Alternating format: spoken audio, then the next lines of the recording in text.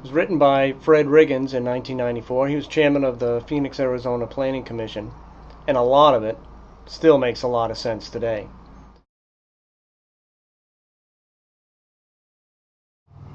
It's important to create a good impression of your town government.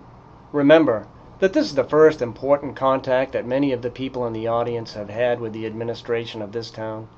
For some, this is the only and most important matter in which they have ever been involved with a town.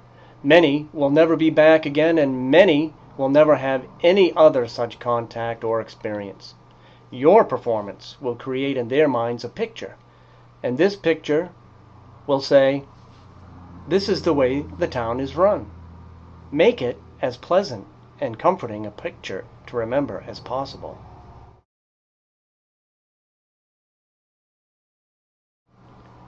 For goodness sake, shave. Wear a tie, and remember that a coat is never out of place. The people in the audience believe that you are a very, very important person.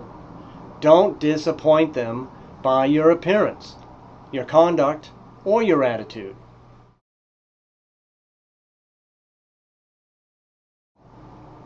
I'm sure that you consider this fellow here, he's able to do a lot line adjustment.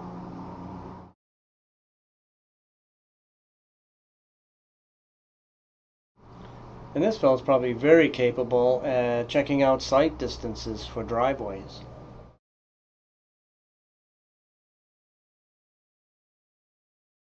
But I'm sure that you would agree, if we were talking about your piece of property, you would really probably prefer to have somebody making decisions about the future of your land and how you can use it by this fellow.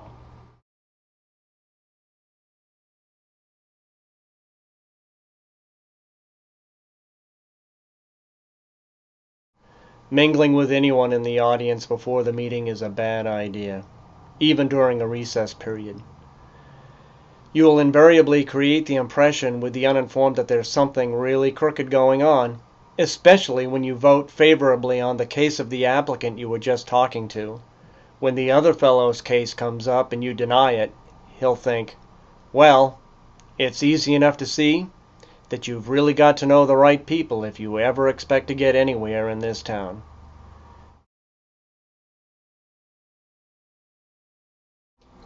This is a good do for a chairman. Move your members around. This will prevent a strong member from gradually dominating a weak and indecisive member who is always seated next to him. This will also prevent the forming of little cliques or a not infrequent grouping of members to the left of the chair who always oppose those to the right of the chair, regardless of the merits of the case. This is always to the great detriment of the applicant, the town, and other interested parties. Make sure your town is not seen as anti-this or anti-that, and it's explained to the left of the chair or to the right of the chair.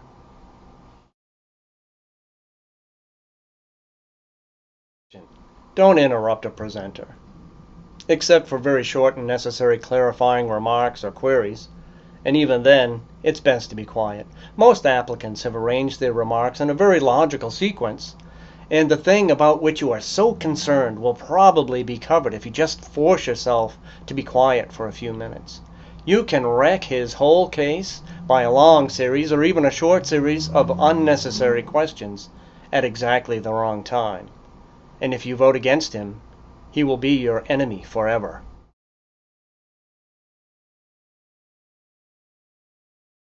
Here's perhaps the most important chairmanship tip. Don't permit any person to directly question or interrogate other persons in the audience, whether they're bystanders or applicants. All questions should be addressed to the chair, and that should be announced at the very beginning of the meeting. Do not permit anyone to demand answers to all sundry questions, especially if they are in a bad tone and obviously done for the purpose of harassment.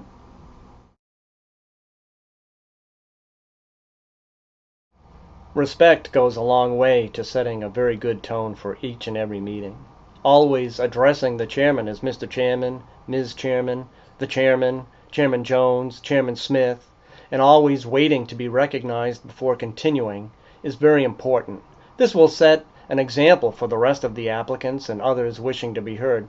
They may, as we've discussed earlier, never been to such a meeting before, and it definitely will contribute a great deal toward the orderliness of the proceedings. But bear in mind, being very respectful of the chair gives the chair an opportunity to protect the board members as well.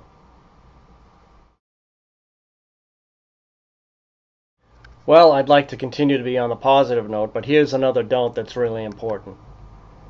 Really, trying to make somebody else look like a fool by the nature of your questions or remarks should be avoided at all costs. I know this is often a temptation, especially when it's apparent that someone is being slightly devious and a little less than forthright about his testimony. But don't do it. It'll bite you in the butt. You must expose someone only if you can do it gently and very, very kindly. Nothing could look more like board members and the applicant are in cahoots than if the audience cannot see what the applicant is discussing or talking about from a diagram, a site plan, or an exhibit which is not visible to them. So, invite them forward and let them have a look.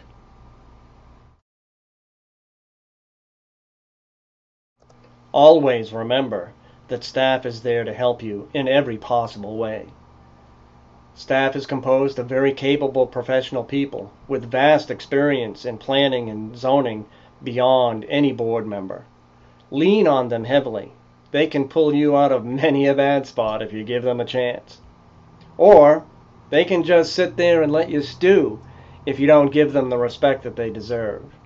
Remember, staff's usual practice is to remain silent unless they are specifically asked for a comment. Most staff consider it presumptuous and very unprofessional to inject any unsolicited comments into a hearing.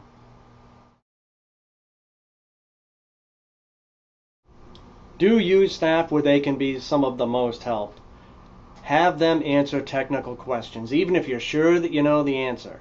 Under the stress of the moment and public speaking, a lot of knowledge is going to fall out of your head and you probably won't get it exactly right and you'll wind up looking like a fool. Refer these matters to the staff. That's one of the things that they're there for. They have the day-to-day working experience with all of the pertinent ordinances and can give nearly always a very timely, up-to-the-minute professional dissertation on any subject in their field. And besides, it makes them feel more important and helps create the image that this just didn't get a cursory look and an arbitrary decision to the public. Lay members of a hearing body who explain ordinances to the audience, well, they usually wind up their remarks with a pretty lame comment. That's the way I understand it, and if I'm wrong, I'd appreciate it if the staff would correct me. And the staff usually does correct them, and ordinarily at some length to try and fix the problem. So don't try to show how smart you are, because it's not going to work.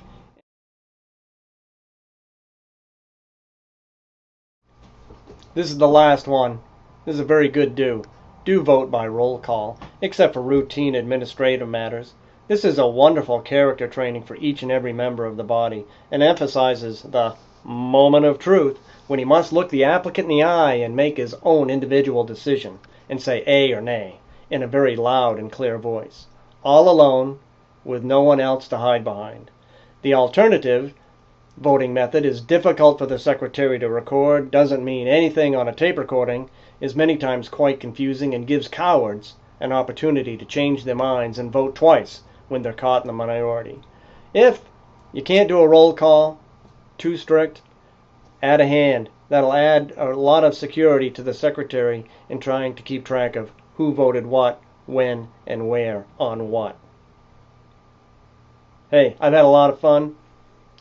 These are my favorites, but remember, there are 39, and they're all very pertinent today. Give them a check. They're on the New Hampshire Office of State Planning website. See you soon.